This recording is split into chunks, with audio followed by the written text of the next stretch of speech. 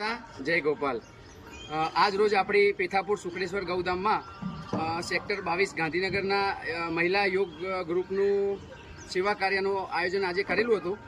Group દ્વારા આપણે સંસ્થામાં ગાયોના હવાડા માટે તથા ગરમીમાં ગાયોને ઠંડક મળી રહે તે માટે કુલર માટે એવા અનેક વિશેષ લાભો મળેલ છે।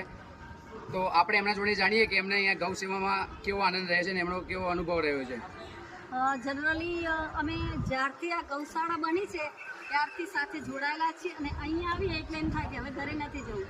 અપ્રિતમ આનંદ મળે છે જે ગાય માતાને જોઈએ છીએ, ખવડાવીએ છીએ અને એનો આપણને લાભ મળે છે અને જે લોકો અહીંયા બધા જ સેવા કાર્ય કરે છે એમને પણ ખૂબ ખૂબ અમારા વતી ધન્યવાદ બહેનો વતી। અમોનાબેન કંઈક કહેશો પછી આગળ કોઈ કહેશો? અહીંયા અમે આ લોકોના સેવા કાર્ય જોયા, જે બીમાર ગાયોને, અશક્ત ગાયોને એ લોકો મદદ કરી રહ્યા છે। જ્યાં એસિડ જે ગાયોને એ કરવામાં આવ્યું હોય, નાના વાછરડાઓ છે કે જેની માતૃ ગાય હોય નથી રહ્યા, એ બધાનું સરસ રીતે ધ્યાન રાખવામાં આવે છે।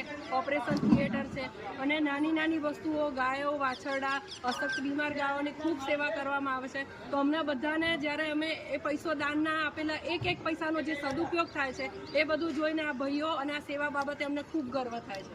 હવે કોઈને પણ બોલવું હશે? ગૌશાળામાં આવીએ છીએ તો અમે જાણે મંદિરમાં આવ્યા ભગવાનનું મળીએ એટલો આનંદ થાય છે।